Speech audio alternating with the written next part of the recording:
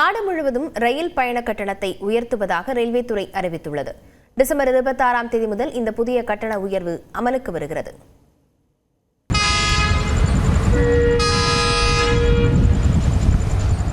உலகளவில் சரக்கு போக்குவரத்தில் இரண்டாவது பெரிய ரயில்வேயாக இந்திய ரயில்வே உருவெடுத்துள்ளது. சமீபத்தில் பண்டிகை காலங்களில் 12,000க்கும் மேற்பட்ட ரயில்களை வெற்றிகரமாக இயக்கியுள்ளது. கடந்த 10 ஆண்டுகளில் ரயில்வே நிர்வாகம் தனது சேவைகளை கணிசமாக விரிவுபடுத்தியுள்ளது. பாதுகாப்பை மேம்படுத்துவதற்கும் அதிக கவனம் செலுத்தி வருகிறது. இதன் விளைவாக ரயில்வே ஊழியர் ஊதிய செலவு 1,15,000 கோடி ரூபாயாகவும் ஓய்வூதிய செலவு 60,000 கோடி ரூபாயாகவும் அதிகரித்துள்ளது. 2024-2025 நிதியாண்டில் மொத்த ரயில்வே துறையின் செலவு 2,63,000 கோடி ரூபாயாக உயர்ந்துள்ளது. அதிக செலவினங்களை சமாளிப்பதற்காக சரக்கு போக்குவரத்தை அதிகரிக்கவும் குறைந்த அளவிலான பயணிகள் கட்டணத்தை உயர்த்தவும் ரயில்வே நிர்வாகம் முடிவு செய்துள்ளது. அதன்படி 215 கிலோமீட்டர் வரையிலான ரயில் பயணத்திற்கு கட்டண உயர்வு இல்லை. முன்பதிவு இல்லாத பெட்டிகளில் பயணிக்க 215 கிலோமீட்டருக்கு மேல் 1 கிலோமீட்டருக்கு 1 பைசா கூடுதல் கட்டணம் வசூலிக்கப்படும். மெயில் மற்றும் எக்ஸ்பிரஸ் ரயில்களில் ஏசி அல்லாத பெட்டிகளில் பயணிக்க 1 கிலோமீட்டருக்கு 2 பைசா உயர்த்தப்படும். 500 கிலோமீட்டர் தூரம் ஏசி அல்லாத பெட்டியில் பயணிக்கும் பயணிகள் கூடுதலாக 10 ரூபாய் செலுத்த வேண்டும். அனைத்து ஏசி வகுப்புகளுக்கும் 1 கிலோமீட்டருக்கு 2 பைசா கட்டணம் உயர்த்தப்பட்டுள்ளது. இந்த கட்டண உயர்வின் மூலம் 600 கோடி ரூபாய் கூடுதல் வருவாய் கிடைக்கும் என்று ரயில்வே நிர்வாகம் தெரிவித்துள்ளது. விலை ஏற்றத்தின்படி உதாரணத்திற்கு சென்னையிலிருந்து மதுரை மற்றும் கோவைக்கு செல்லும் ரயில்களில் கூடுதலாக 10 ரூபாய் கட்டணம் செலுத்த வேண்டும். சென்னையிலிருந்து நாகர்கோவிலுக்கு பயணிப்பதற்கான கட்டணம் 15 ரூபாய் அதிகரிக்கும். இந்த மாற்றம் வருகிற 26ஆம் தேதி முதல் அமலுக்கு வருகிறது. புறநகர் ரயில்கள் மற்றும் மாதாந்திர சீசன் டிக்கெட் கட்டணங்களில் எந்த மாற்றமும் செய்யப்படவில்லை. இதனால் தினசரி பயணம் செய்யும் லட்சக்கணக்கான ஊழியர்கள், மாணவர்களுக்கு கூடுதல் சுமை ஏதும் இருக்காது. கடந்த ஜூலை மாதம் ரயில் கட்டணங்கள் உயர்த்தப்பட்ட நிலையில் ஒரே ஆண்டில் 2வது முறையாக கட்டண உயர்வு அமல்படுத்தப்படுவது குறிப்பிடத்தக்கது. கிறிஸ்துமஸ் வார இறுதி நாட்களை முன்னிட்டு சிறப்பு பேருந்துகள் இயக்கப்படும் என்று அரசு போக்குவரத்து கழகம் அறிவித்துள்ளது. இதனிடையே தனியார் ஆம்னி பேருந்துகளில் கட்டணம் 3 மடங்கு உயர்த்தி வசூலிப்பதாக குற்றச்சாட்டு எழுந்துள்ளது. கிறிஸ்துமஸ் பண்டிகையை முன்னிட்டு தமிழ்நாட்டின் பல்வேறு நகரங்களில் வசிக்கும் மக்கள் தங்கள் சொந்த ஊர்களுக்கு எளிதாக செல்லும் வகையில் அரசு போக்குவரத்து கழகம் சிறப்பு ஏற்பாடுகளை மேற்கொண்டுள்ளது. பள்ளி அரையாண்டு விடுமுறையொட்டி பெரும்பாலானோர் குடும்பத்துடன் சொந்த ஊர்களுக்கு செல்வார்கள் என்பதை கருத்தில் கொண்டு தினசரி இயக்கப்படும் பேருந்துகளுடன் கூடுதலாக சிறப்பு பேருந்துகளை இயக்க திட்டமிடப்பட்டுள்ளது. இது தொடர்பாக தமிழ்நாடு அரசு விரைவு போக்குவரத்து கழக மேலாண் இயக்குநர் வெளியிட்டுள்ள அறிவிப்பில் கிளாம்பாக்கம், கோயம்பேடு, மாதவரம், KK நகர், திருவான்மையூர் உள்ளிட்ட பேருந்து நிலையங்களிலிருந்து இந்த சிறப்பு பேருந்துகள் இயக்கப்படும் என்று தெரிவிக்கப்பட்டுள்ளது. கிளாம்பாக்கத்திலிருந்து திருச்சி, கும்பகோணம், சேலம், நெல்லை, மதுரைக்கு 780 சிறப்பு பேருந்துகள் இயக்கப்படும். டிசம்பர் 23ஆம் தேதி 255 சிறப்பு பேருந்துகளும், டிசம்பர் 24ஆம் தேதி 525 சிறப்பு பேருந்துகளும் இயக்கப்பட உள்ளன.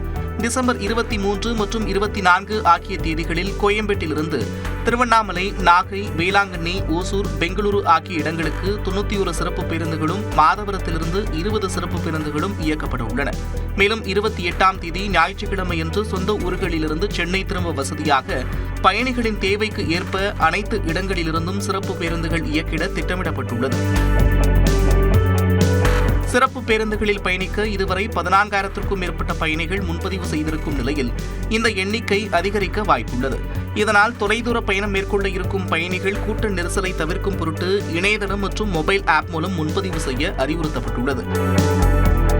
இதனிடையே விடுமுறை காலத்தை ஒட்டி தனியார் ஆம்னி பேருந்துகளின் கட்டணம் 3 மடங்கு உயர்ந்திருப்பதால் பயணிகள் அதிர்ச்சியடைந்துள்ளனர். சென்னையிலிருந்து நெல்லை செல்வதற்கு 1,400 ரூபாய் முதல் 1,800 ரூபாய் வரை வழக்கமாக கட்டணம் வசூலிக்கப்படும் நிலையில் தற்போது குறைந்தபட்சம் 2,000 முதல் 4,500 ரூபாய் வரை கட்டணம் வசூலிக்கப்படுகிறது. சென்னையிலிருந்து கோவைக்கு செல்வதற்கு வழக்கமான நாட்களில் 800 ரூபாய் முதல் 1,200 ரூபாய் வரை வசூலிக்கப்படும். ஆனால் தற்போது 3,000 ரூபாய் முதல் 5,000 ரூபாயாக கட்டணம் உயர்த்தப்பட்டுள்ளது. சென்னையிலிருந்து மதுரை மற்றும் நாகர்கோவில் செல்வதற்கு அதிகபட்சமாக 4,000 ரூபாயும், திருச்சி செல்வதற்கு 3,600 ரூபாய் வரையிலும் கட்டணம் வசூலிக்கப்படுகிறது. இந்த கட்டண உயர்வு குடும்பத்துடன் சொந்த ஊருக்கு செல்பவர்களுக்கு கடும் மன உளைச்சலை ஏற்படுத்தியுள்ளது. ஆம்னி பேருந்து கட்டண உயர்வு விவகாரத்தில் தமிழ்நாடு அரசு கடுமையான நடவடிக்கை எடுக்க வேண்டும் என்ற கோரிக்கை எழுந்திருக்கிறது. 100 நாள் வேலை திட்டத்தை மத்திய அரசு முடக்கியது குறித்து போலி விவசாயி எடப்பாடி பழனிசாமி மூச்சு கூட விடவில்லை என்று முதலமைச்சர் சாடியுள்ளார். தமிழர்களின் வரலாற்று தொன்மையை நிரூபிப்பதற்கான 2000 ஆண்டு கால சண்டையில் தோற்றுப்போக மாட்டோம் என்றும் சூளுரைத்துள்ளார்.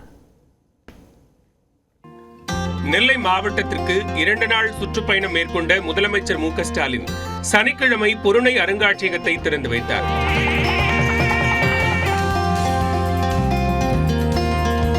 அதனைத் தொடர்ந்து ஞாயிற்றுக்கிழமை பாளையங்கோட்டையில் உள்ள அரசு மருத்துவக் கல்லூரி மைதானத்தில் நடைபெற்ற நிகழ்ச்சியில் பங்கேற்ற முதலமைச்சர் 15 புதிய பேருந்துகள் சேவையை கொடியசைத்து தொடங்கி வைத்தார். மாண்புமிகு முதலமைச்சர் அவர்கள் தொடர்ந்து அங்கு நடைபெற்ற அரசு விழாவில் பங்கேற்ற முதலமைச்சர் நரசிங்கநல்லூரில் சிட்கோ தொழிற்பேட்டை, காயிதே மில்லத் நூலகம் உள்ளிட்ட 356 கோடி ரூபாய் மதிப்பீட்டிலான 11 திட்டப்பணிகளுக்கு அடிக்கல் நாட்டி முடிவுற்ற திட்டப்பணிகளையும் தொடங்கி வைத்தார்.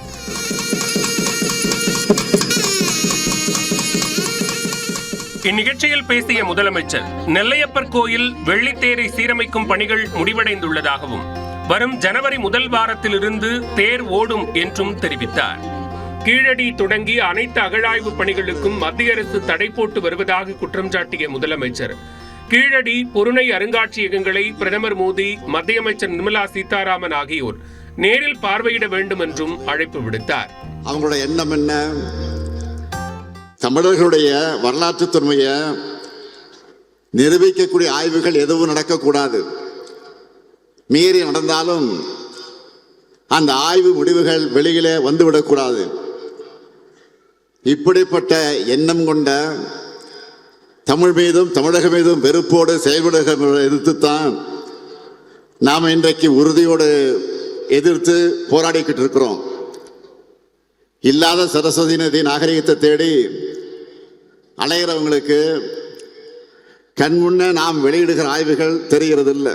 நம்முடைய வரலாற்றை விட்டு கொடுத்துட முடியுமா? நிச்சயம் முடியாது. 2000 ஆண்டுகால சண்டை இது. இதுல நாம் தோற்ற மாட்டோம். மகாத்மா காந்தி ஊரக வேலைவாய்ப்பு திட்டத்தை முடக்குவது வரலாற்று தவறு என்று முதலமைச்சர் சாடினார். எனவே மத்திய அரசை கண்டித்து வரும் 24ஆம் தேதி திமுக கூட்டணி கட்சிகள் சார்பில் ஆர்ப்பாட்டம் நடத்தப்படும் என்றும் அறிவித்தார். வருகிற 24ஆம் தேதி 100 நாள் வேலை திட்டத்தை நிறுத்துறதுக்கு எதிராக கூட்டணியின் சார்பில் தமிழகம் முழுவதுமாக நாம் ஒரு மிகப்பெரிய ஆர்ப்பாட்டத்தை நடத்த வேண்டும் என்று அறிவிச்சிருக்கிறோம். ஆனா இதை பத்தி மூச்சு விட கூட விட முடியாமல் இருக்கிறார். யாரு? போலி விவசாயி பழனிசாமி. உண்மையான விவசாயியும் நான் தான் விவசாயின்னு சொல்றாரு.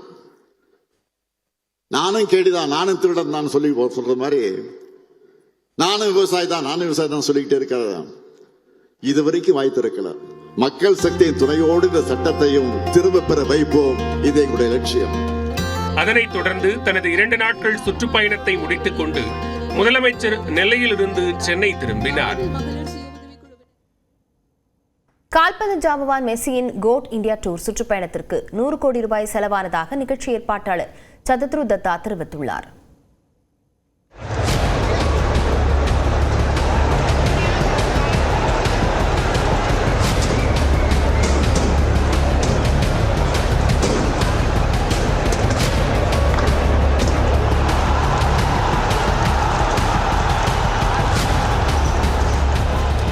கால்பந்து ஜாம்பவான் Lionel Messi GOAT India tour என்ற பெயரில் 14 ஆண்டுகளுக்கு பிறகு 3 நாட்கள் பயணமாக கடந்த 13ஆம் தேதி இந்தியாவிற்கு வந்திருந்தார். முதல் நிகழ்ச்சியாக கொல்கத்தா சென்ற அவர் தனது 70 அடி உயர உருவ சிலையை திறந்து வைத்தார். தொடர்ந்து சால்ட் லேக் மைதானத்திற்கு வருகை புரிந்த மெஸ்ஸியை காண ஏராளமான ரசிகர்கள் டிக்கெட் பெற்று காத்திருந்தனர். ஆனால் மெஸ்ஸி சில நிமிடங்களில் மைதானத்தை விட்டு வெளியேறியதால் ஆத்திரமடைந்த ரசிகர்கள் மைதானத்தை போர்க்களமாக மாற்றினர்.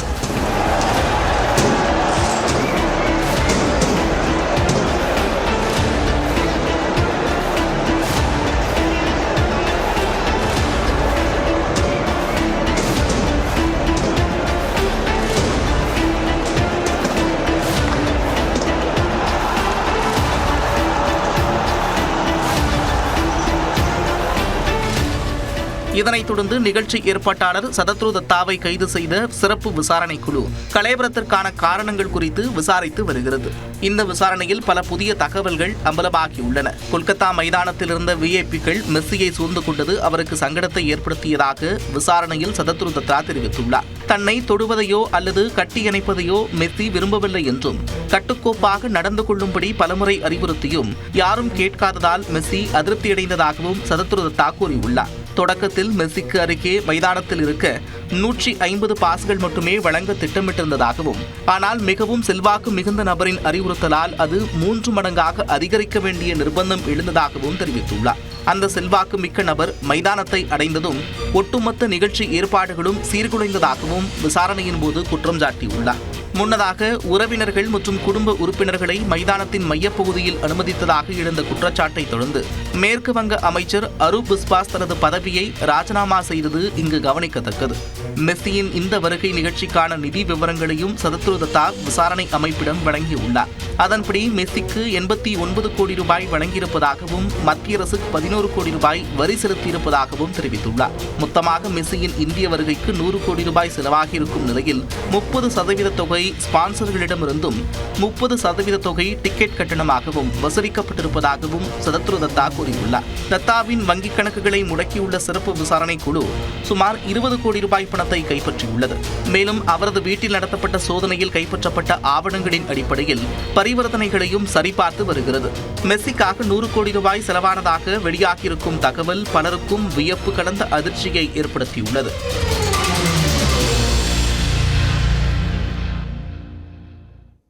ஒரு நிமிட செய்தி தொகுப்புகள் சிலவற்றை பார்க்கலாம். மகாத்மா காந்தி தேசிய ஊரக வேலை உறுதி சட்டத்தை மாற்ற வழிவகை செய்யும் விக்ஷித் பாரத் ஜி ராம்ஜி மசோதாவிற்கு குடியரசுத் தலைவர் திரௌபதி முர்மு ஒப்புதல் அளித்துள்ளார். மகாத்மா காந்தி தேசிய ஊரக வேலைவாய்ப்பு திட்டத்திற்கு மாற்றாக வளர்ந்த பாரத ஊரக வேலைவாய்ப்பு மற்றும் வாழ்வாதார உறுதியளிப்பு திட்டம் என்ற புதிய சட்ட மசோதாவை கடந்த வாரம் மத்திய அமைச்சர் சிவராஜ் சிங் சௌகான் மக்களவையில் தாக்கல் செய்தார். வேலை நாட்களை 100 நாட்களிலிருந்து 125 நாட்களாக அதிகரிப்பது உள்ளிட்ட அம்சங்களை கொண்ட இந்த மசோதா குறித்து நாடாளுமன்றத்தின் இரு அவைகளிலும் நீண்ட விவாதம் நடைபெற்றது. திட்டத்தில் மகாத்மா காந்தியின் பெயரை நீக்க கடும் எதிர்ப்பு தெரிவித்த எதிர்க்கட்சிகள் 40% நிதியை மாநில அரசுகள் வழங்க வேண்டும் உள்ளிட்ட நிபந்தனைகளை ஏற்க மறுத்து அமளியில் ஈடுபட்டன. மேலும் இந்த புதிய சட்டத்திற்கு எதிராக நாடு முழுவதும் எதிர்க்கட்சியினர் பல்வேறு போராட்டங்களை முன்னெடுத்து வருகின்றனர். எதிர்க்கட்சிகளின் கடும் எதிர்ப்புக்கு மத்தியில் நாடாளுமன்றத்தின் இரு அவைகளிலும் மசோதா நிறைவேறியதை அடுத்து ஒப்புதலுக்காக குடியரசுத் தலைவருக்கு அனுப்பி வைக்கப்பட்டது. இதனையடுத்து பெரும் சர்ச்சைக்குள்ளான விக்ஷித் பாரத் ஜி ராம்ஜி மசோதாவிற்கு குடியரசுத் தலைவர் திரௌபதி முர்மு உடனடியாக ஒப்புதல் வழங்கியுள்ளார்.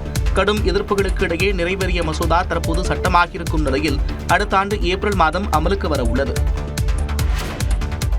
திமுகவினர் வீடு வீடாக சென்று வரைவு வாக்காளர் பட்டியலை சரிபார்த்திடும் பணியில் உடனே ஈடுபட வேண்டும் என்று வலியுறுத்தியுள்ள முதலமைச்சர் புதிய வாக்காளர்கள் மற்றும் இளைஞர்கள் திமுகவிற்கு வாக்களிப்பதை உறுதி செய்ய வேண்டும் என்று கேட்டுக் கொண்டுள்ளார். திமுக மாவட்ட செயலாளர்கள் கூட்டம் கட்சித் தலைவரும் முதலமைச்சருமான மு.க. ஸ்டாலின் தலைமையில் காணொலி வாயிலாக நடைபெற்றது. அதில் சட்டமன்ற நாடாளுமன்ற உறுப்பினர்கள் தொகுதி பார்வையாளர்களும் பங்கேற்றனர். கூட்டத்தில் பேசிய முதலமைச்சர் திமுகவினர் வரைவு வாக்காளர் பட்டியல் மற்றும் நீக்கப்பட்ட வாக்காளர் பட்டியலுடன் வீடு வீடாக சென்று சரிபார்ப்பு பணியில் ஈடுபட வேண்டும் என்று தெரிவித்தார். விடுபட்ட வாக்காளர்களையும் 18 வயது நிரம்பிய புதிய வாக்காளர்களின் பெயர்களையும் புதிதாக இடம்பெயர்ந்துள்ள வாக்காளர்களின் பெயர்களையும் படிவம் 6 மூலம் சேர்த்திடும் முக்கிய பணியில் திமுகவினர் அனைவரும் முழுமையாக ஈடுபட வேண்டும் என்றும் முதலமைச்சர் கேட்டுக் கொண்டிருக்கிறார். புதிய வாக்காளர்கள் இணைக்கப்படுவதை தொடர்ந்து கவனித்து போலிகள் இல்லாமல் பார்த்துக் கொள்ள வேண்டும் என்று கூறியுள்ள முதலமைச்சர் களத்தில் திமுக கூட்டணிதான் வலிமையாக உள்ளதாகவும் டெல்லி படையெடுப்புக்கு தமிழ்நாடு ஒருபோதும் அஞ்சாது என்றும் கூறியிருக்கிறார். தாவேக தூய சக்தி அல்ல கலப்பட கட்சி என்று அதிமுக முன்னாள் அமைச்சர் கே.பி. முனுசாமி விமர்சித்துள்ளார். ஓசூரத்து தேன்கனிக்கோட்டையில் நடந்த நிகழ்ச்சியில் பேசிய அவர் இதனை தெரிவித்தார். கலவையான மக்கள் தான் அந்த கட்சியில் இருக்கிறாங்க. அதனால அவருக்கு ஒரு கருத்தை சொல்றேன். அது தூய்மை கட்சி இல்ல, கலப்பட கட்சி. எப்படி கலப்பட கட்சினா செங்கோட்டம் போயிருக்கிறார், இன்னொரு கட்சியிலிருந்து போயிருக்கிறார். இந்த கட்சியில கொள்கை எதுன்னு கொள்கை இல்லாம உங்ககிட்ட வந்திருக்கார். ஆதவர்ஜினா பல கட்சியிலிருந்து வந்தவர், அங்க போயிருக்கார். இன்னொரு பிஜேபியிலிருந்து வந்தாரு, நம்ம கிட்ட வந்தாரு, அப்புறம் இங்க வந்திருக்காரு, அவர் உங்ககிட்ட வந்திருக்காரு. அதே நேரத்தில் தேவக்கோட்டையில் செய்தியாளர்களிடம் பேசிய அமமுக பொதுச் செயலாளர் டிடிவி தினகரன் யார் எந்த சக்தி என்பதை மக்கள் தீர்மானிப்பார்கள் என்றார். திமுகவை வீழ்த்துவதற்கு சரியான அரசியல் நிலைப்பாடு என்ன என்பதை உணர வேண்டியவர்கள் உணர்ந்தால் அது நடக்கும். மக்கள் அளிக்க போகிற தீர்ப்பு தான் யார் தூய்மையானவர்கள் யாரு தீயவர்கள் அப்படிங்கிறத மக்கள் தான் தீர்மானிக்க முடியும். முன்னாள் முதலமைச்சர் ஜெயலலிதாவின் பிறந்தநாளுக்கு முன்பாக அமமுக எந்த கூட்டணியில் இணையும் என்பது குறித்து தெரிவிக்கப்படும் என்று டிடிவி தினகரன் கூறினார். தாவேகாவினர் பகுத்தறிவு உள்ளவர்கள் என்று அக்கட்சியின் கொள்கை பரப்பு பொதுச் செயலாளர் அருண்ராஜ் பாஜக முன்னாள் மாநில தலைவர் அண்ணாமலைக்கு பதிலடி கொடுத்துள்ளார். ஆனா இந்த அண்ணாமலைங்கிற நாயினுடைய வாழை நிறுத்த முடியாது. இந்த வாள் அப்படித்தான் இருக்கும். ஏன்னா அது உண்மையை பேசுற நாய். இந்த நாய் உண்மையை பேசுற நாய். இது ஜால்ரா அடிக்கிற நாய் கிடையாது. இன்னைக்கு ஒரு கட்சியில சேர்ந்ததுக்காக ஒரு சினிமா நடிகருக்கு ஜால்ரா அடிக்கிற நாய் இல்லை. இந்த நாயோடைய வாள் கொஞ்சம் வளைஞ்சுதான் இருக்கும். இந்த நாய் அப்படித்தான் பேசும். அதை இந்த நாய் ரொம்ப பெருமையா பேசும். அதுக்காக என்ன வந்தாலும் இந்த நாய் அதை ஏத்துக்கணும். அப்படித்தான். ஏன்னா இது நன்றியுள்ள விசுவாசமான நாய் மோடிக்காக, நாட்டு மக்களுக்காக. அதனால மற்ற சினிமா நடிகர்களுக்காக ஜால்ரா அடிக்கிறதுக்காக நான் அரசு பதவியை ரிசைன் பண்ணிட்டு இங்க வரல. நான் ஒரு உன்னதமான ஒரு கோட்பாட்டுக்காக வந்திருக்கேன். இப்படித்தான் அந்த வாள் கொஞ்சம் நெளிஞ்சு விளைஞ்சுதான் இருக்கும். வருகின்ற காலத்திலையும் பல பிரச்சனைகளை நான் சந்திக்கத்தான் போறேன். ஆனா மக்களுக்காகத்தான் நான் சந்திக்கிறேன். அதை பெருமையாகத்தான் எடுத்துக்கிறேன். ஒரு ஜால்ரா அடிச்சுதான் ஒரு பதவியில் இருக்க வேண்டும் என்றால் அந்த பதவி எனக்கு தேவையில்லை. அந்த பதவியை எனக்கு அவரை பற்றி தெரியாது. ஆனால் நாங்கள் யாரும் நாய்கள் கிடையாதுங்க. குறிப்பாக குறைக்கிற நாய் கிடையாது. நாங்கள் 6 அறிவு உள்ள ஒரு மனிதர்கள் மற்றும் தந்தை பெரியார் அவர்கள் கூறியபடி பகுத்தறிவு உள்ள உண்மையான தொண்டர்கள். இது தரம் தாழ்ந்து விமர்சனம் பண்ணால் கண்டிப்பாக மீடியா வெளிச்செல்லாம் வரும். பட் ஆனால் தமிழ் வெற்றி கழகத்தின் தலைவர் சொல்கிற மாதிரி நாங்கள் டீசன்ட் பாலிடிக்ஸ் பண்ணுறதுக்கு தான் நாங்கள் இருக்கோம். நாமக்கல்லில் முட்டை கொள்முதல் விலை வரலாறு காணாத உச்சம் தொட்டு ₹6.35 அதிகரித்துள்ளது. நாமக்கல் மண்டலத்தில் 1000க்கும் மேற்பட்ட கோழிப்பண்ணைகள் உள்ளன. இங்கு சுமார் 8 கோடி முட்டை கோழிகள் வளர்க்கப்படுகின்றன. இதன் மூலம் நாள்தோறும் 7 கோடி முட்டைகள் உற்பத்தி செய்யப்படுகிறது. இந்த முட்டைகள் தமிழ்நாடு அரசின் சத்துணவு திட்டம், தமிழ்நாட்டின் பிற பகுதிகள் மற்றும் கேரளா உள்ளிட்ட வெளி மாநிலங்களுக்கு விற்பனைக்காக அனுப்பப்படுகின்றன. இது தவிர வெளிநாடுகளுக்கும் முட்டை ஏற்றுமதி செய்யப்படுகிறது. 2024ஆம் ஆண்டு டிசம்பர் 9ஆம் தேதி ஒரு முட்டையின் பண்ணை கொள்முதல் விலை ₹5.90 நிர்ணயம் செய்யப்பட்டிருந்தது. இந்த ஆண்டு அது மேலும் அதிகரித்து ₹6 தொட்டது. தற்போது மேலும் 5 காசு அதிகரித்து ₹6.35 நிர்ணயம் செய்யப்பட்டுள்ளது. கிறிஸ்துமஸ், புத்தாண்டு உள்ளிட்ட பண்டிகைகள் மற்றும் கடும் குளிர் காரணமாக முட்டை நுகர்வு அதிகரிப்பு ஆகிய காரணங்களால் முட்டை விலை ஏற்றம் கண்டிருப்பதாக பண்ணையாளர்கள் தெரிவிக்கின்றனர். தமிழ்நாட்டில் குளிர் மேலும் அதிகரிக்கும் என்று வானிலை ஆய்வு மையம் தெரிவித்துள்ளது. தமிழ்நாட்டில் இன்று முதல் புதன்கிழமை வரை வறண்ட வானிலையே நிலவும் எனவும் அதிகாலை வேளையில் பனிமூட்டம் காணப்படும் என்றும் குறிப்பிடப்பட்டுள்ளது. தமிழ்நாடு மற்றும் புதுச்சேரியில் குறைந்தபட்ச வெப்பநிலை இயல்பை விட 2 முதல் 4 டிகிரி செல்சியஸ் அளவிற்கு குறையக்கூடும் என்றும், நீலகிரி மாவட்டத்தில் இரவு அல்லது அதிகாலை வேளையில் உறைபனி ஏற்பட வாய்ப்புள்ளதாகவும் தெரிவிக்கப்பட்டுள்ளது. சென்னையில் அதிகபட்ச வெப்பநிலை 30 டிகிரி செல்சியஸ் அளவிற்கே இருக்கும் என்றும், அதிகாலையில் லேசான பனிமூட்டம் காணப்படும் என்றும் கூறப்பட்டுள்ளது. இந்நிலையில் தென்மேற்கு வங்கக்கடலில் நிலவும் வளிமண்டல கீழடுக்கு சுழற்சி காரணமாக கிறிஸ்துமஸ் நாளான வரும் வியாழக்கிழமை டெல்டா மாவட்டங்களில் மிதமான மழை பெய்யக்கூடும் என்றும், வரும் வெள்ளி மற்றும் சனிக்கிழமைகளில் தமிழ்நாட்டின் கடலோர மாவட்டங்களில் மிதமான மழைக்கு வாய்ப்புள்ளதாகவும் கணிக்கப்பட்டுள்ளது. தென் தமிழக கடலோர பகுதிகள், மன்னார் வளைகுடா மற்றும் குமரிக்கடல் பகுதிகளில் மணிக்கு 65 கிலோமீட்டர் வேகம் சூறைக்காற்று வீசக்கூடும் என்பதால் மீனவர்கள் அந்த பகுதிகளுக்கு செல்ல வேண்டாம் என்று வானிலை ஆய்வு மையம் அறிவுறுத்தியுள்ளது. தமிழகம் முழுவதும் நேற்று நடைபெற்ற உதவி ஆய்வாளர்கள் பணியிடங்களுக்கான எழுத்துத் தேர்வில் 30 விழுக்காட்டினர் பங்கேற்கவில்லை என்று தமிழ்நாடு சீருடை பணியாளர் தேர்வு வாரியம் தெரிவித்துள்ளது. காவல்துறையில் 1299 உதவி ஆய்வாளர்கள் தேர்வு செய்யப்பட உள்ளனர். இந்த பணிக்கு 2 லட்சத்திற்கும் அதிகமானோர் விண்ணப்பித்த நிலையில் அவர்களில் தகுதி வாய்ந்த விண்ணப்பதாரர்கள் 1,78,390 பேருக்கு நுழைவுச் சீட்டுகள் வழங்கப்பட்டன. இந்த நிலையில் உதவி ஆய்வாளர் பணியிடங்களுக்கான எழுத்துத் தேர்வு நேற்று நடைபெற்றது. முதல் கட்டமாக காலை 10 மணி முதல் மதியம் 12:30 மணி வரை முதன்மை தேர்வு நடைபெற்றது. அதனைத் தொடர்ந்து மாலை 3:30 மணி முதல் 5:10 மணி வரை தமிழ் மொழி தகுதிக்கான எழுத்துத் தேர்வும் நடைபெற்றது. இந்த முறை காவல்துறை ஒதுக்கீடு மற்றும் பொதுப்பிரிவினருக்கு ஒரே நேரத்தில் தேர்வு நடத்தப்பட்டது. இந்த நிலையில் தமிழ்நாடு முழுவதும் 30 விழுக்காடு பேர் உதவி ஆய்வாளர் தேர்வை எழுத வரவில்லை என்று தெரிவிக்கப்பட்டுள்ளது. எழுத்துத் தேர்வில் தேர்ச்சி அடைபவர்கள் மட்டும் உடற்தகுதி தேர்வுக்கு அழைக்கப்பட உள்ளனர். திருப்பரங்குன்றம் சிக்கந்தர் தர்காவில் சந்தனக்கூடு விழா பதற்றமான சூழலுக்கு மத்தியில் கொடியேற்றத்துடன் தொடங்கியது. திருப்பரங்குன்றம் தீபத்தூண் பிரச்சினைக்கு மத்தியில் அடுத்த மாதம் 6ஆம் தேதி சிக்கந்தர் பாதுஷா அவுலியா தர்காவில் சந்தனக்கூடு விழா நடைபெற உள்ளது. இதற்காக மலை மீது உள்ள தர்காவில் கொடியேற்ற சிலர் எதிர்ப்பு தெரிவித்ததால் 12 பேர் மீது காவல்துறையினர் வழக்கு பதிவு செய்தனர். இதனிடையே 200க்கும் மேற்பட்ட காவல்துறையினரின் பாதுகாப்புடன் சந்தனக்கூடு கொடியேற்ற நிகழ்வுக்கான ஏற்பாடுகள் நடைபெற்றன. இதற்கு எதிர்ப்பு தெரிவித்து போராட்டத்தில் ஈடுபட்ட 20 பேர் கைது செய்யப்பட்ட நிலையில் அவர்களை விடுவிக்க கோரி திருமங்கலம் மதுரை சாலையில் பாஜகவினர் சாலை மறியலில் ஈடுபட்டனர். அவர்களை பார்க்க அனுமதிக்க வேண்டும் என பாஜக மூத்த தலைவர் ஹெச் ராஜா வலியுறுத்திய நிலையில் முதலில் காவல்துறையினர் மறுப்பு தெரிவித்தனர். பின்னர் ஹெச் ராஜாவுடன் 3 பேர் மட்டும் அனுமதிக்கப்பட்டனர்.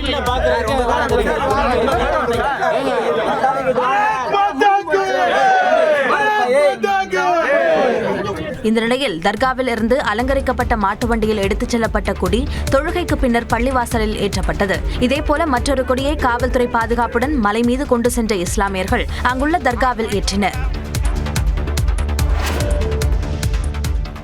தாவேகா சார்பில் கிறிஸ்துமஸ் விழா இன்று கொண்டாடப்படும் என அக்கட்சியின் சார்பில் தெரிவிக்கப்பட்டுள்ளது. வரும் 25ஆம் தேதி உலகம் முழுவதும் கிறிஸ்துமஸ் கொண்டாடப்பட உள்ள நிலையில் தமிழகத்தில் உள்ள பல்வேறு அரசியல் கட்சிகளும் கிறிஸ்துமஸ் பெருவிழாவை கொண்டாடி வருகின்றன. அந்த வகையில் செங்கல்பட்டு மாவட்டம் மாமல்லபுரம் அருகே பூஞ்சேரியில் உள்ள தனியார் நட்சத்திர விடுதியில் தாவேகா சார்பில் கிறிஸ்துமஸ் விழா இன்று காலை 10:30 மணிக்கு கொண்டாடப்பட உள்ளது. இந்த நிகழ்ச்சியில் அக்கட்சியின் தலைவர் விஜய் கலந்து கொண்டு தனது கட்சி நிர்வாகிகளோடு கிறிஸ்துமஸ் விழாவை கொண்டாட உள்ளார் என்று அறிவிப்பு வெளியாகியுள்ளது. தாவேகா சார்பில் நடைபெறவுள்ள இந்த கிறிஸ்துமஸ் நிகழ்ச்சியில் கலந்து கொள்ள தமிழ்நாடு முழுவதும் உள்ள தாவேகா நிர்வாகிகளுக்கு அழைப்பு விடுக்கப்பட்டுள்ளது. 10 மணியிலிருந்து 10:30 மணிக்குள்ள ஆரம்பிக்கும். மதிய இடைவேளைக்கு பிறகு உணவு முடித்துவிட்டு நடைபெற உள்ளது. கட்சி நிர்வாகிகள் 1000 to 1500 பேருக்குள்ள அழைப்பு ஏற்கனவே கொடுக்கப்பட்டுள்ளது. அவர்கள் மட்டும் இங்கே கலந்து கட்சி தொடங்கிய 2 ஆண்டுகளில் முதல் முறையாக தாவேகா சார்பில் கிறிஸ்துமஸ் விழா கொண்டாடப்படுகிறது. இதற்காக பூஞ்சேரி தனியார் நட்சத்திர விடுதியில் சுமார் 1500 பேர் பங்கேற்கும் வகையில் ஏற்பாடுகள் செய்யப்பட்டுள்ளன. இந்த விழாவில் QR குறியீடு உள்ளவர்களுக்கு மட்டுமே அனுமதி என அக்கட்சியின் பொதுச் செயலாளர் ஆனந்த் தெரிவித்துள்ளார். சபரிமலை ஐயப்பன் கோயிலில் மண்டல பூஜை வரும் 27ஆம் தேதி நடைபெற உள்ளது. கார்த்திகை மாதம் தொடங்கி 41 நாட்கள் நடைபெறும் மண்டல காலத்தின் நிறைவு விழாவாக சபரிமலை மண்டல பூஜை வரும் 27ஆம் தேதி அன்று நடைபெறுகிறது. மண்டல பூஜைக்காக சபரிமலை கோயில் நவம்பர் 16ஆம் தேதி திறக்கப்பட்டது. மண்டல பூஜை வரும் 27ஆம் தேதி காலை 10:10 மணிக்கும் 11:30 மணிக்கும் இடையே சுப முகூர்த்தத்தில் நடைபெறும் என்று சபரிமலை தந்திரி கண்டரரு மகேஷ் மோகனரு அறிவித்துள்ளார். தீபாராதனை 11:30 மணிக்கு நடைபெறும் என்றும் அறிவிக்கப்பட்டுள்ளது. சபரிமலையில் மண்டல பூஜைக்கு ஐயப்பனுக்கு அணிவிக்கும் தங்க அங்கி ஊர்வலம் வரும் 23ஆம் தேதி ஆரன்முள பார்த்தசாரதி கோயிலில் இருந்து ஊர்வலமாக புறப்படும். வரும் 26ஆம் தேதி அன்று மாலை தீபாராதனைக்கு முன்பு ஊர்வலம் சன்னிதானத்தில் வந்தடையும். தொடர்ந்து ஐயப்பனுக்கு தங்க அங்கி அணிவித்து அன்றைய தினம் 6:30 மணிக்கு தீபாராதனை நடைபெற உள்ளது. அடுத்த நாள் 27 அன்று மதியம் தங்க அங்கி அணிவித்து தீபாராதனை நடைபெறும். 27ஆம் தேதி இரவு 11 மணிக்கு ஹரிவராசனம் இசைக்கப்பட்டு நடை அடைக்கப்படும். ஜனவரி 15ஆம் தேதி மகரவிளக்கு பூஜை மற்றும் மகரஜோதி தரிசனம் நடைபெற உள்ளது.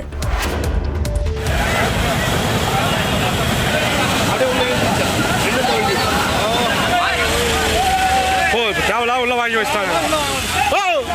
உள்ள வாங்கிச்சு.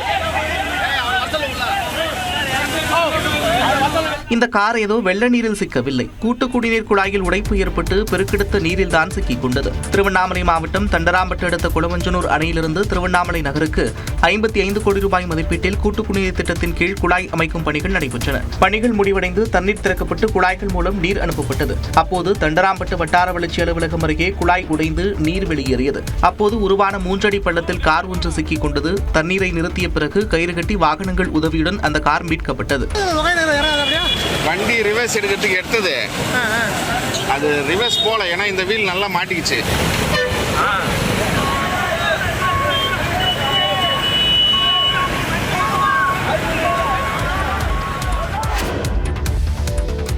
ஜம்மு காஷ்மீரில் கடுமையான பனிப்பொழிவு நிலவும் சூழலில் காணும் இடமெல்லாம் வெண்போர்வை போர்த்தியதை போன்று ரம்யமாக காட்சியளித்தது.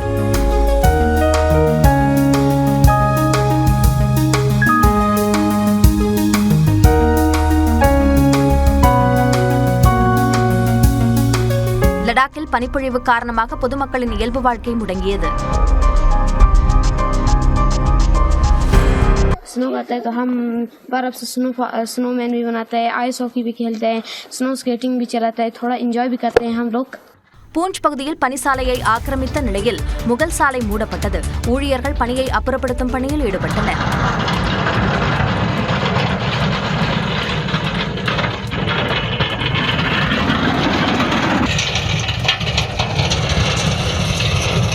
குல்மார்க் உள்ளிட்ட பகுதிகளில் இரவிலும் இடைவிடாது பனி கொட்டித் தீர்த்தது.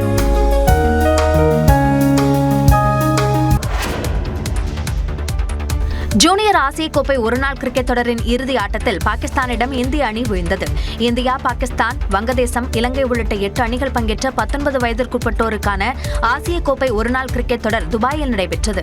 ஞாயிற்றுக்கிழமை நடைபெற்ற இறுதிப் போட்டியில் இந்தியாவின் இளம்படை பாகிஸ்தானை எதிர்கொண்டது. டாஸ் வென்று இந்திய அணி பந்து வீசிய நிலையில் பாகிஸ்தான் வீரர்கள் இந்திய பந்துவீச்சை அடித்து நொறுக்கினர்.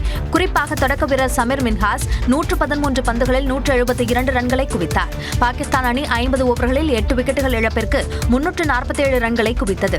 தொடர்ந்து விளையாடிய இந்திய அணி சார்பில் வைபவ் சூரியவன்ஷி அதிரடியாக தொடங்கினாலும் 26 ரன்களில் ஆட்டமிழந்தார். இந்திய அணி 26.2 ஓவர்களில் 156 ரன்களுக்கு ஆல் அவுட் ஆனது. இதன் மூலம் 191 ரன்கள் வித்தியாசத்தில் வெற்றி பெற்ற பாகிஸ்தான் அணி கோப்பையை தட்டிச் சென்றது. தேர்தல் அறக்கட்டளைகள் மூலம் கடந்த ஆண்டில் பாஜக 3811 கோடி ரூபாய் நன்கொடை பெற்றுள்ளது. தேர்தல் அறக்கட்டளை என்றால் என்ன, காங்கிரஸ், திமுக உள்ளிட்ட கட்சிகள் எவ்வளவு நன்கொடை பெற்றுள்ளன உள்ளிட்ட தகவல்களை விரிவாக பார்க்கலாம். மத்திய பாஜக அரசு கொண்டு வந்த தேர்தல் பத்திரங்கள் திட்டத்தை அரசியலமைப்புக்கு எதிரானது என்று கடந்த 2024ஆம் ஆண்டு பிப்ரவரி மாதம் உச்சநீதிமன்றம் ரத்து செய்தது. இதனையடுத்து தேர்தல் அறக்கட்டளைகள் உருவாக்கப்பட்டு அதன் மூலம் கார்ப்பரேட் நிறுவனங்கள், தனி நபர்களிடமிருந்து பெறப்படும் நன்கொடைகள் அரசியல் கட்சிகளுக்கு பகிர்ந்தளிக்கப்படுகின்றன. இந்தியாவில் Prudent Electoral Trust, New Democratic, Progressive உள்ளிட்ட மொத்தம் 19 தேர்தல் அறக்கட்டளைகள் உள்ளன. இந்த தேர்தல் அறக்கட்டளைகள் கார்ப்பரேட் மற்றும் தனிநபர்களிடமிருந்து பெறப்படும் நிதியில் 95% அந்த நிதியாண்டிலேயே கட்சிகளுக்கு வழங்கிட வேண்டும் என்பது விதியாக இருக்கிறது. இந்நிலையில் அரசியல் கட்சிகளுக்கு நிதியை பகிர்ந்தளித்தது தொடர்பான அறிக்கையை 9 அறக்கட்டளைகள் தேர்தல் ஆணையத்திடம் சமர்ப்பித்துள்ளன. அதன்படி மொத்தம் 3811 கோடியே 34 லட்சம் ரூபாயை கடந்த நிதியாண்டில் தேர்தல் அறக்கட்டளைகள் திரட்டியுள்ளன. இந்த நிதியில் அதிகபட்சமாக பாஜகவிற்கு 3142 கோடியே 65 லட்சம் ரூபாய் வழங்கப்பட்டுள்ளது. அதாவது மொத்த நிதியில் 82.45% மத்தியில் ஆளும் கட்சியாக உள்ள பாஜகவிற்கு கிடைத்துள்ளது. எதிர்க்கட்சியாக உள்ள காங்கிரஸ் கட்சிக்கு மொத்த தொகையில் 7.83% மட்டுமே கிடைத்துள்ளது. அதாவது காங்கிரஸ் கட்சி 298 கோடியே 76 லட்சம் ரூபாய் தேர்தல் நன்கொடையாக பெற்றுள்ளது. மாநில கட்சிகளில் மேற்கு வங்கத்தை ஆளும் திரிணாமுல் காங்கிரஸ் கட்சி கடந்த நிதியாண்டில் 102 கோடி ரூபாயை பெற்று முதலிடத்தில் உள்ளது. ஆந்திர பிரதேசத்தைச் சேர்ந்த OSR காங்கிரஸ் 98 கோடி ரூபாயும், தெலுங்கு தேசம் கட்சி 44 கோடி ரூபாயும் தேர்தல் நன்கொடையாக பெற்றுள்ளன. ஒடிஷாவில் பிஜு ஜனதா தளத்திற்கு 15 கோடி ரூபாயும், தெலங்கானாவின் பாரதிய ராஷ்டிர சமிதிக்கு 10 கோடி ரூபாயும் நன்கொடையாக கிடைத்துள்ளது. தமிழ்நாட்டில் ஆளும் திமுக 10 கோடி ரூபாயை தேர்தல் நன்கொடையாக பெற்றுள்ளது. அதில் அதிகப்படியாக புரோடன் என்ற தேர்தல் அறக்கட்டளை பெற்ற 2668 கோடியில் 2180 கோடியை பாஜகவிற்கும் 21 கோடியை காங்கிரசுக்கும் வழங்கியுள்ளது. இந்த புரூடன்ட் அறக்கட்டளைக்கு பாரதி ஏர்டெல், ஜிண்டால் ஸ்டீல், அரபிந்தோ பார்மா உள்ளிட்ட நிறுவனங்கள் அதிக நிதி வழங்கியிருப்பது குறிப்பிடத்தக்கது. இதேபோல டாடா குடும்பம் அதிக நிதி வழங்கும் முற்போக்கு தேர்தல் அறக்கட்டளை பெற்ற 914 கோடியில் 757 கோடியை பாஜகவிற்கும் 77 கோடியை காங்கிரசுக்கும் வழங்கியுள்ளது. மஹிந்திரா குழுமத்தின் புதிய ஜனநாயக தேர்தல் அறக்கட்டளை பெற்ற 160 கோடியில் 150 கோடியை பாஜகவிற்கும் 5 கோடியை காங்கிரசுக்கும் வழங்கியுள்ளது. இது தவிர 4 அறக்கட்டளைகள் பெற்ற நிதி மொத்தத்தையும் பாஜகவிற்கே வழங்கியுள்ளன.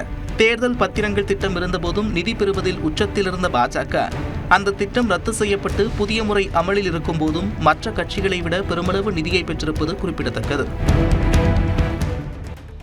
எக்ஸ்பிரஸ் 8 செய்திகள் சிலவற்றை பார்க்கலாம். விருதுநகர் மாவட்டம் ஸ்ரீவில்லிபுத்தூரில் திருப்பாவை முற்றோதல் விழாவில் ஆயிரக்கணக்கான பெண்கள் கலந்து கொண்டனர். ஸ்ரீவில்லிபுத்தூரில் திருப்பாவை விழாவையொட்டி கோதை நாச்சியார் தொண்டர் குழாம் சார்பில் திருப்பாவை முற்றோதல் விழாவான 30 தப்பாமை நிகழ்ச்சி நடைபெற்றது. ஆண்டாள் கோயில் முன்பு உள்ள திருவடிப்பூர கொட்டகையில் இருந்து ஆயிரக்கணக்கான பெண்கள் சீர்வரிசைகளை எடுத்துக்கொண்டு 4 ரத வீதியில் ஊர்வலமாக சென்று மீண்டும் ஆண்டாள் கோயிலுக்கு வந்தடைந்தனர். ஆந்திராவிலிருந்து உரிய ஆவணங்களின்றி ரயிலில் சென்னை கொருக்குப்பேட்டைக்கு கடத்தி வரப்பட்ட 70 லட்சம் ரூபாய் பணம், 108 கிராம் தங்கம் பறிமுதல் செய்யப்பட்டன. சூலூர்பேட்டை ரயில் நிலையம் வந்த ஜோத்பூர் மன்னார்குடி ரயிலில் காவல்துறையினர் சோதனையில் ஈடுபட்டனர். அப்போது முன்பதிவு செய்யப்படாத பெட்டியில் பயணம் செய்த வெங்கடேஷ் சுரேஷ், கமல் பொன்னூர், துர்க்கி கோபி, கிஷோர் வசூலா கான் ஆகியோரிடமிருந்து உரிய ஆவணங்கள் இல்லாத 70,25,000 ரூபாய் ரொக்கம், 108 கிராம் தங்கம், 1 கிலோ வெள்ளி உள்ளிட்டவை பறிமுதல் செய்யப்பட்டன.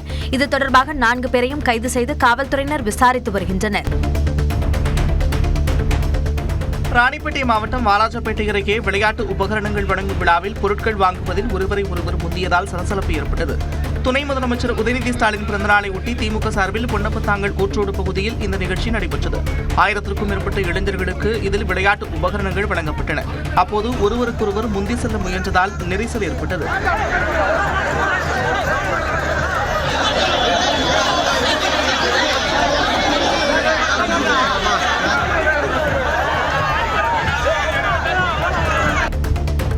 தேனியில் நடைபெறும் 4வது புத்தக திருவிழாவை மாவட்ட ஆட்சியர் ரஞ்சித் சிங் தொடங்கி வைத்தார்.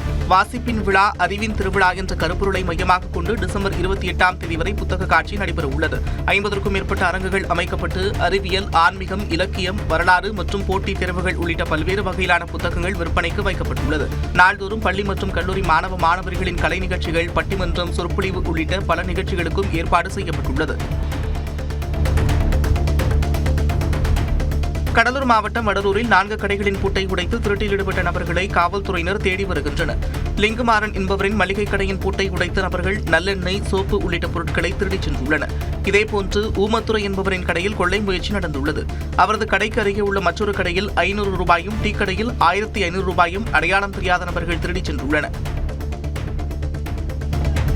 திடக்கழிவு மேலாண்மை திட்டத்திற்கு எதிர்ப்பு தெரிவித்து சேலம் மாவட்டம் சங்ககிரி அருகே விவசாயிகள் 189வது நாளாக போராட்டத்தில் ஈடுபட்டனர். இதற்காக குறுக்கு பாறையூர் பகுதியில் 57 லட்சம் ரூபாய் மதிப்பீட்டில் குப்பை கிடங்கு அமைக்கப்பட்டு கழிவுகள் கொட்டப்பட்டு வருகின்றன. இதற்கு எதிர்ப்பு தெரிவித்து அப்பகுதி விவசாயிகள், பெண்கள் உள்ளிட்டோர் ஆர்ப்பாட்டம் நடத்தினர்.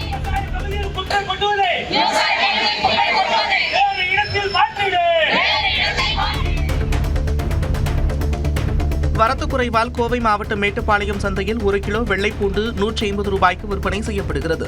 சீசன் காலத்தில் நீலகிரியிலிருந்து மேட்டுப்பாளையம் சந்தைக்கு 40,000 மூட்டை அளவிற்கு பூண்டு கொண்டுவரப்பட்டு விற்பனை செய்யப்படும். தற்போது சீசன் முடிந்ததால் 500 மூட்டை பூண்டு மட்டுமே விற்பனைக்கு வருகிறது. இதனால் பூண்டு விலை கிலோ 100 ரூபாய் முதல் 150 ரூபாய் என அதிகரித்துள்ளது.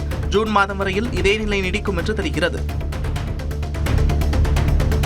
கன்னியாகுமரி மாவட்டம் மார்த்தாண்டம் அருகே அரசு பேருந்தை முந்தி செல்ல முயன்றபோது இருசக்கர வாகனத்தின் மீது கார் மோதிய விபத்தில் ஒருவர் உயிரிழந்த காட்சி சிசிடிவி கேமராவில் பதிவாகியுள்ளது. இரவிப்புதூர் கடைப்பகுதியில் சென்று கொண்டிருந்த கார் திடீரென நிறுத்தப்பட்டதால் பின்னால் சபரிமலையிலிருந்து நாகர்கோவிலுக்கு சென்ற அரசு பேருந்தும் நிறுத்தப்பட்டது. அப்போது அதன் பின் வந்த இருசக்கர வாகன ஓட்டி பேருந்தை முந்தி செல்ல முயன்றபோது எதிரே வந்த கார் மோதியது. இதில் இருசக்கர வாகனத்தில் சென்ற ஒருவர் உயிரிழந்தார், மற்றொருவர் பலத்த காயமடைந்தார்.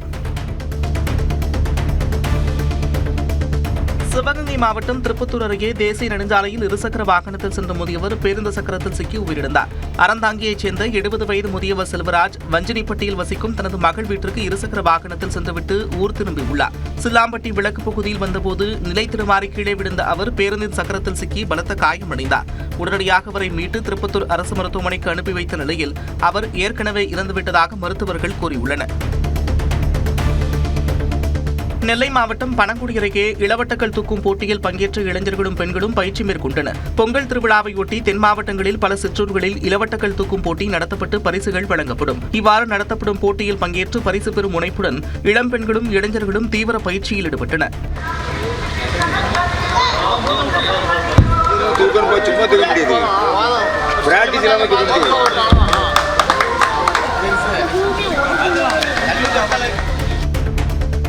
கடலூர் மாவட்டம் சித்தேரியில் ஏர்கன் பயன்படுத்தி கொக்கு வேட்டையாடிய 3 கைது செய்யப்பட்டனர். பெரியகுமட்டி பகுதியைச் சேர்ந்த ராகவன், கலையரசன், சக்திவேல் ஆகியோர் திண்டுக்கல்லிலிருந்து ஏர்கன் வாங்கி வந்து அதனை கொக்கு வேட்டைக்கு பயன்படுத்தியதாக தெரிகிறது.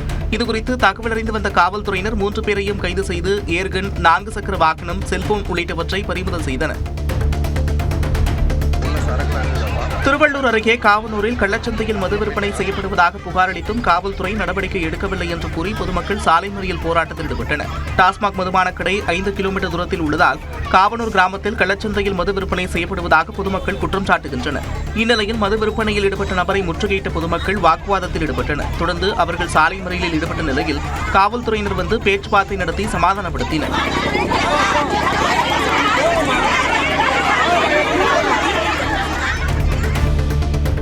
கோவை அருகே ஆற்று வெள்ளத்தில் சேதமடைந்த பாலத்தை சீரமைக்க மலை கிராம மக்கள் கோரிக்கை விடுத்துள்ளனர். சிறுவாணி அணை அடிவாரத்தில் உள்ள வெள்ளப்பதி, கொட்டப்பதி, சர்க்கார் பூர்த்தி உள்ளிட்ட மலை கிராம மக்கள் அப்பகுதியில் உள்ள பாலத்தை பயன்படுத்திய நிலையில் கடந்த 6 மாதங்களுக்கு முன்பு பெய்த மழையால் பாலம் சேதமடைந்தது. இதனால் பல கிலோமீட்டர் சுற்றிச் செல்லும் நிலை ஏற்பட்டுள்ளதாகவும் விரைந்து பாலத்தை சீரமைக்கவும் கிராம மக்கள் கோரிக்கை விடுத்துள்ளனர். நியூஸ் 18 தமிழ்நாடு தொலைக்காட்சி முன்னெடுப்பில் சென்னையில் நடைபெற்ற மாரத்தான் போட்டியில் குடும்பத்துடன் பல ஆயிரக்கணக்கானோர் கலந்து கொண்டனர். பல்வேறு பிரிவுகளில் நடத்தப்பட்ட போட்டிகள் குறித்து இந்த தொகுப்பில் விரிவாக பார்க்கலாம்.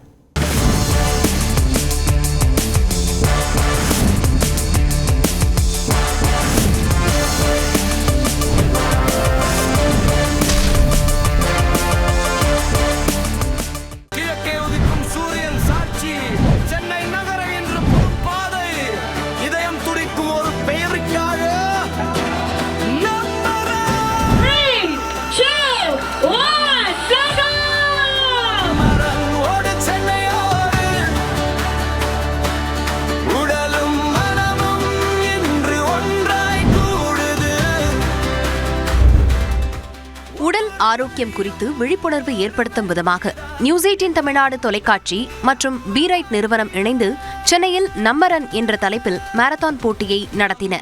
இதையொட்டி அதிகாலையில் பனிமூட்டத்துக்கு மத்தியில் சுவாமி சிவானந்தா சாலையில் சிறுவர்கள், இளைஞர்கள், பெரியவர்கள் என பல ஆயிரக்கணக்கானோர் குவிந்தனர். சென்னையில் வசிக்கும் ஜப்பான் நாட்டினரும் குடும்பத்துடன் கலந்து கொண்டனர்.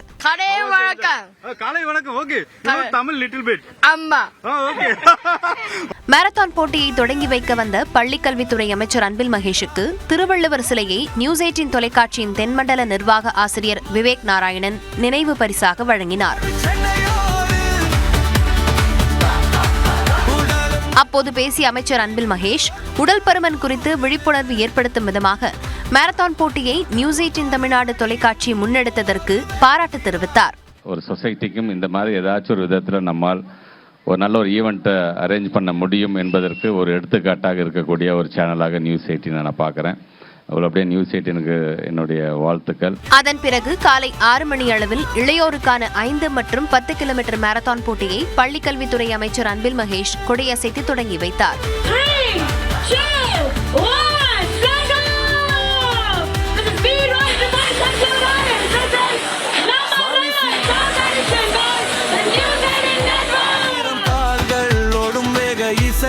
வேர்வையிலும் வெற்றி ஒளிரும் சென்னை ரத்தம் தீயாயரியும் சோம்பல் வேண்டாம் பயமும் வேண்டாம் முன்னே போகும் நம்ம வேகம்தான் சென்னை நகரம். தொடர்ந்து சிறுவர்கள், பெற்றோர், முதியோர்களுக்கான மினி மாரத்தான் போட்டியை அமைச்சர் தொடங்கி வைத்தார். 1 கிலோமீட்டர், 2 கிலோமீட்டர், 3 கிலோமீட்டர் என பந்தய தூரம் நிர்ணயிக்கப்பட்டிருந்தது. ஒரு சில பெற்றோர் தங்களது கைக்குழந்தைகளை சுமந்து கொண்டு ஓடினர். செகண்ட் டைம் போறேன் மாரத்தான். ஓகே 3 கிலோமீட்டர் இப்போ போறேன். ரொம்ப ஷார்ட்டா இருக்க மாதிரி இருக்கு. 5 கிலோமீட்டர்ஸ்ல உங்களுக்கு வைக்கலன்னு ஃபீல் பண்றீங்களா? ஜாலியா இருந்துச்சு ஓடும் போது. அப்படியே ஒரு புத்துணர்ச்சி கிடைச்ச மாதிரி இருக்கு. காலையில இப்போ வந்து ஹெல்த் வந்து விட்டுட்டோம்னா காசு கூட சம்பாதிக்க முடியாது. That's the main motto of this marathon. இளையோருக்கான மாரத்தான் போட்டி சிவானந்தா சாலையில் தொடங்கி நேப்பியர் பாலம், போர் நினைவு சின்னம் வழியாக கலங்கரை விளக்கம் வரை சென்று மீண்டும் சிவானந்தா சாலையில் நிறைவடைந்தது. ஆடவர் இளையோருக்கான 10 கிலோமீட்டர் பிரிவில் முதல் 3 இடங்களை பிடித்த தினேஷ், அகமது, லிங்ககுமார் மற்றும் மகளிர் பிரிவில் முதல் 3 இடங்களை பிடித்த பவித்ரா, ஜான்சி ராணி, சுவாதி சுப்பிரமணியன் ஆகியோருக்கு சிம்ஸ் மருத்துவமனை துணைத் தலைவர் ராஜு சிவசாமி, நியூஸ் 18 தமிழ்நாடு ஆசிரியர் கார்த்திகை செல்வன் ஆகியோர் பரிசு வழங்கி பாராட்டினர். தினேஷ் என்ன பண்றீங்கன்னு சொல்லுங்க. ரொம்ப வெக்கப்படுறாரு. ஃபர்ஸ்ட் எலக்ட்ரிஷியன் ஒர்க் பண்றேன். எது எலக்ட்ரிஷியனா ஒர்க் பண்றீங்க. சூப்பர். ஓகே, இப்போ எந்த ஊர்ல இருந்து வந்திருக்கீங்க? ராணிப்பேட் டிஸ்ட்ரிக்ட்ல இருந்து ஷோலிங்கர் கிராமத்துல இருந்து. ஷோலிங்கர்ல இருந்து வந்திருக்கீங்களா? இதேபோன்று மற்ற பிரிவுகளில் முதல் 3 இடங்களை பிடித்தவர்களுக்கும் பரிசுகள் வழங்கப்பட்டன. போட்டியில் பங்கேற்ற அனைவருக்கும் நினைவு பரிசு வழங்கப்பட்டது.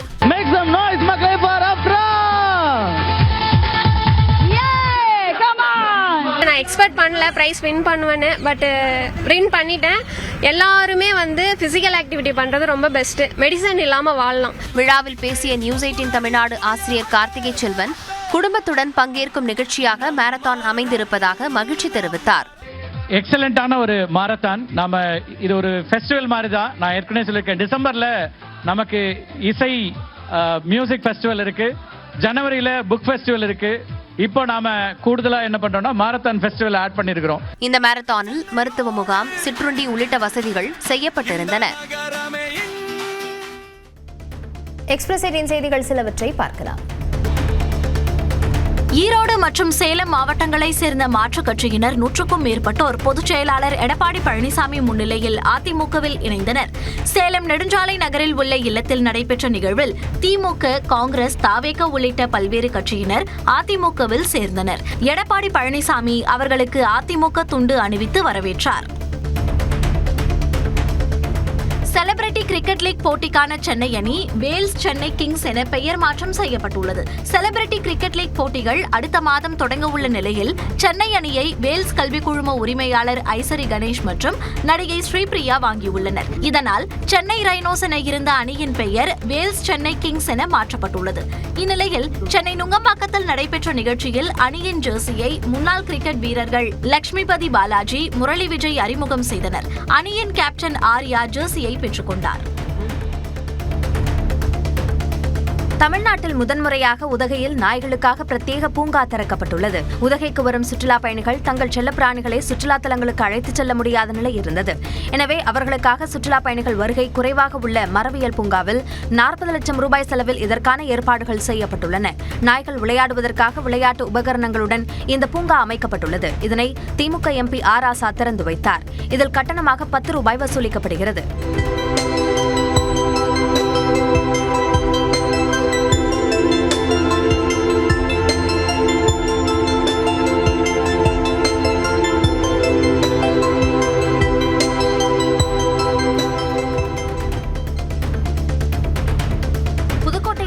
மாட்டுவண்டி, குதிரைவண்டி பந்தயத்தை பொதுமக்கள் ஆர்வத்துடன் பார்த்து ரசித்தனர். துணை முதலமைச்சர் உதயநிதி ஸ்டாலினின் பிறந்த நாளையொட்டி திமுக சார்பில் கீரனூர் குன்றாண்டார் கோயில் சாலையில் இந்த பந்தயம் நடைபெற்றது. புதுக்கோட்டை, தஞ்சாவூர், சிவகங்கை உள்ளிட்ட பகுதிகளில் இருந்து மாட்டு வண்டிகளும் குதிரை வண்டிகளும் இதில் பங்கேற்றன. சாலையில் வண்டிகள் சீறி பாய்ந்ததை காண ஏராளமானோர் குவிந்தனர்.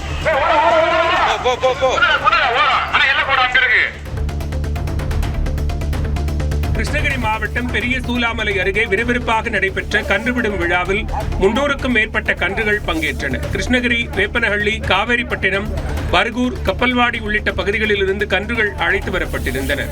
அனைத்து கன்றுகளுக்கும் மருத்துவ பரிசோதனை செய்யப்பட்ட பின்னர் வாடிவாசலுக்கு அழைத்து வரப்பட்டு ஒவ்வொன்றாக அவிழ்த்து விடப்பட்டன. 120 மீட்டர் தூரத்தை மிக குறைந்த நேரத்தில் விரைவாக கடந்த கன்றுகளின் உரிமையாளர்களுக்கு இருசக்கர வாகனம் உட்பட 150 பரிசுகள் வழங்கப்பட்டன.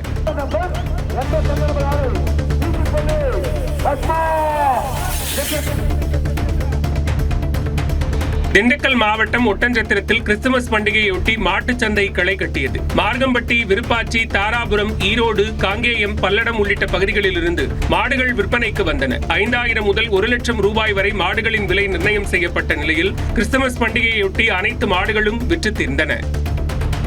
கரமாடு எப்பவும் போல விற்கிது, வளர்ப்பு கண்டு ஏறி விற்கிது, வியாபாரம் நல்லா இருக்கு. நாட்டு மாடுகள்லாம் கரமாடு கொஞ்சம் அளவாக கேட்குறாங்க. இருந்தாலும் வியாபார சூழ்நிலை எல்லாம் படப்பண்ணு வித்திரிச்சு வாங்கிடுச்சு. சிவகங்கை மாவட்டம் சிங்கம்புணரி அருகே கோழியை விழுங்கிவிட்டு புதருக்குள் பதுங்கியிருந்த 10 அடி நீளம் கொண்ட மலைப்பாம்பை தீயணைப்பு வீரர்கள் பிடித்தனர். காலாப்பூரில் சேவுக பெருமாள் என்பவரின் வயலில் நுழைந்த மலைப்பாம்பு கோழி ஒன்றை விழுங்கியது. பின்னர் அங்கிருந்து ஊர்ந்து சென்று அருகில் உள்ள புதருக்குள் சிக்கியது. இதுகுறித்த பகுதி மக்கள் அளித்த தகவலின் பேரில் வந்த தீயணைப்பு வீரர்கள் பாம்பை பிடித்து சாக்குப்பையில் அடைத்து வனத்துறையினரிடம் ஒப்படைத்தனர். உதகை அருகே மஞ்சூரிலிருந்து கெத்தை செல்லும் மலைப்பாதையில் சாலையின் நடுவே நின்றிருந்த யானை கூட்டம் அரசு பேருந்து வந்தபோது வழிவிட்டு நின்ற வீடியோ வெளியாகியுள்ளது. நீ அப்படியே போயிட்டே இரு, ஆறு அடிக்காம போ.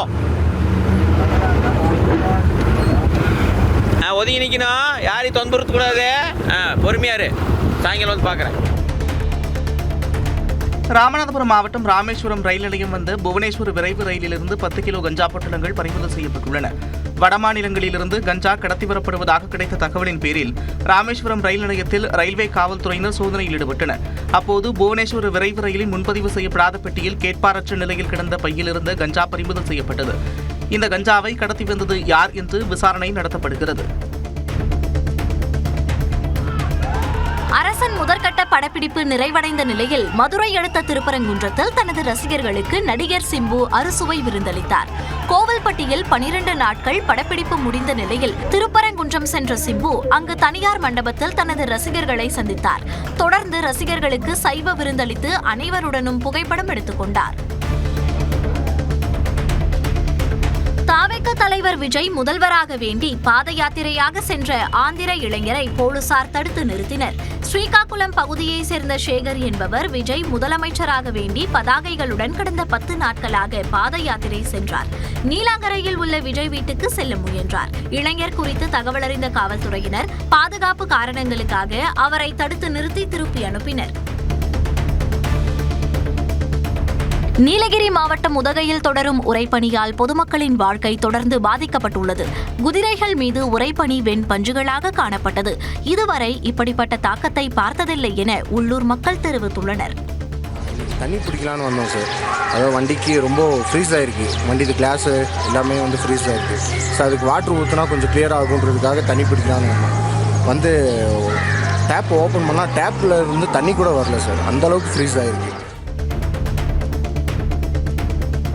திருநெல்வேலியில் முதலமைச்சர் வருகைக்காக அலங்காரம் செய்யப்பட்ட பூக்களில் இருந்த விரியன் வகை பாம்பு கடித்ததால் தூய்மைப் பணியாளர் மருத்துவமனையில் அனுமதிக்கப்பட்டுள்ளார்.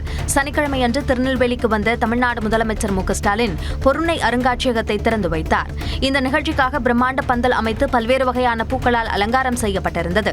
விழா முடிந்த பிறகு தூய்மைப் பணியாளர்கள் அவற்றை சுத்தம் செய்யும் பணியில் ஈடுபட்டனர். அப்போது அதிலிருந்த பாம்பு தூய்மைப் பணியாளர் கண்ணனை கடித்தது. அவர் நெல்லை அரசு மருத்துவக் கல்லூரி மருத்துவமனையில் அனுமதிக்கப்பட்டார். தென்காசி மாவட்டம் செங்கோட்டை அருகே நடைபெற்ற மாநில அளவிலான கபடி போட்டியில் 40 அணிகளைச் சேர்ந்த வீரர்கள் பங்கேற்று விறுவிறுப்பாக விளையாடினர்.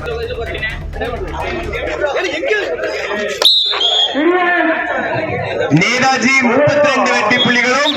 தமிழ் மாநில காங்கிரஸ் தலைவர் ஜி.கே. வாசன் பிறந்தநாளுக்காக கலங்காதக்கண்டி கிராமத்தில் நடைபெற்ற கபடி போட்டியில் நெல்லை, தென்காசி, தூத்துக்குடி என தமிழகத்தின் பல்வேறு பகுதிகளிலிருந்து வந்திருந்த அணிகள் பங்கேற்றன.